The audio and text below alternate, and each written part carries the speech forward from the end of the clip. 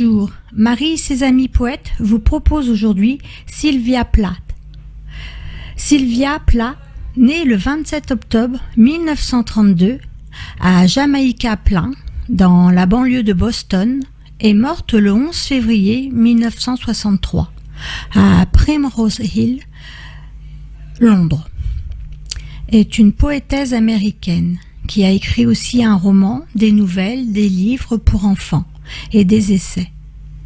Si elle est surtout connue pour sa poésie, elle tire également sa notoriété de The Bell Jar, en français, La cloche de détresse. Roman d'inspiration autobiographique qui décrit en détail les circonstances de sa première dépression au début de sa vie d'adulte.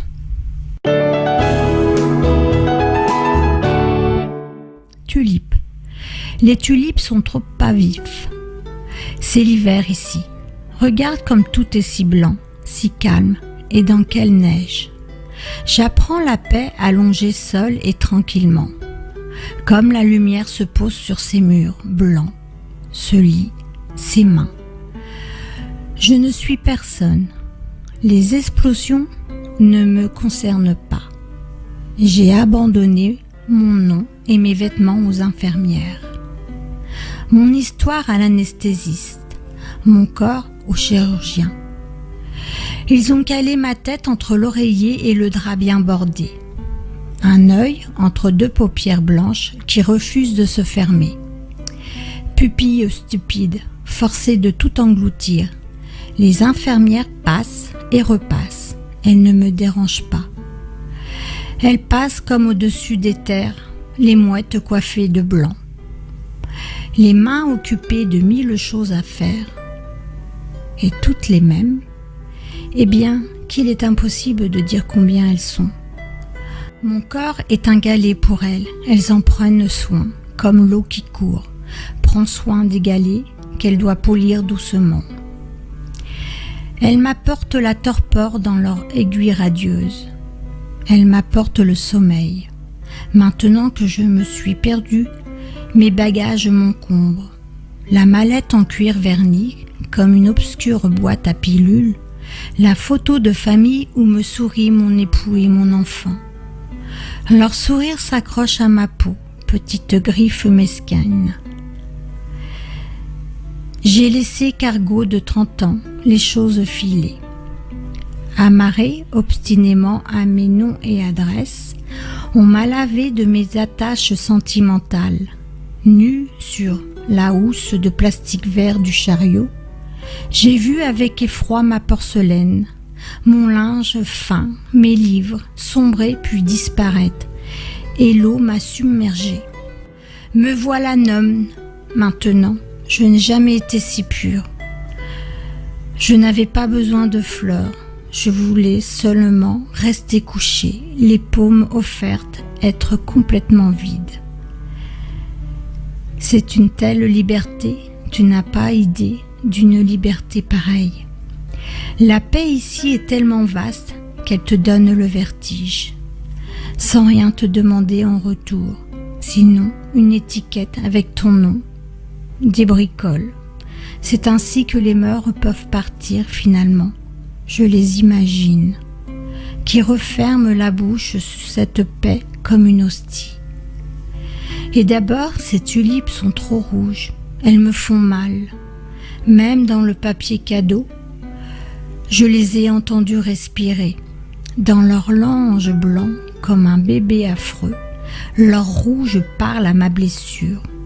Il lui correspond. Et elles sont ingénieuses. On dirait qu'elles flottent alors qu'elles pèsent. De tout leur poids sur moi, avec leur langue brusque et leur couleur, une douzaine de plombs rouges à mon cou. Personne ne faisait attention à moi avant. Maintenant, on me dévisage. Les tulipes directement tournées vers moi et dans mon dos, la fenêtre, où chaque jour la lumière vient augmenter lentement et diminuer lentement. Et je me vois aplatie, ridicule, ombre de papier découpée. entre l'œil du soleil et les yeux des tulipes. Et je n'ai plus de visage, moi qui voulais passer inaperçu. Ces tulipes voyantes dévorent mon oxygène. Avant leur arrivée, l'atmosphère était assez calme.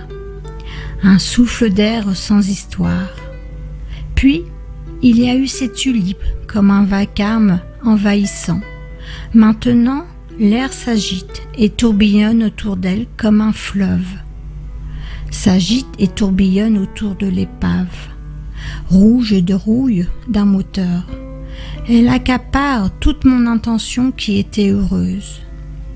De jouer, de se reposer, de ne pas avoir à se concentrer. On dirait que les murs s'animent eux aussi. Les tulipes devraient être derrière des barreaux, comme des bêtes féroces. Elles ouvrent une gueule de grands félins d'Afrique. Et je sens mon cœur.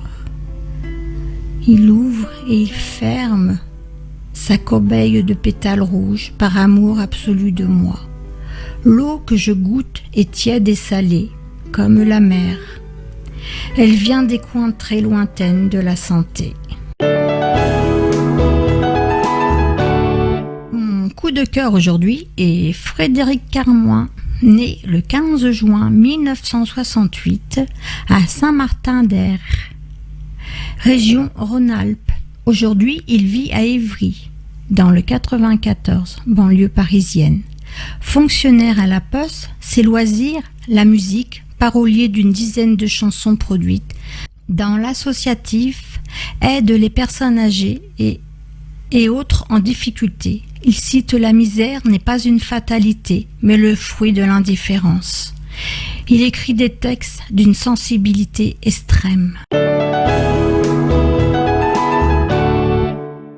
Et voici maintenant, seul pour toujours. J'ai perdu le fil du temps, comme moi le printemps fait la grimace. Le soleil manque d'audace, et ma mélancolie s'étend. La solitude me tient compagnie. Elle a pris possession de ma vie, son silence me pèse. Aucune de ses caresses ne m'apaise. Je l'implore, elle m'ignore. Depuis des années dans son confort, elle m'observe dépérir, me consume sans bruit, hante mes nuits, m'empêche de dormir. Tous les soirs, je distingue ses yeux noirs, je crois entendre son écho. Ce n'est que le vent sur les volets clos. Quand vient la première clarté, ma tasse de café au goût salé, mes larmes y sont brûlées. Les journées se ressemblent, nous partirons ensemble. Au fond du caveau, discrète, elle restera incognito.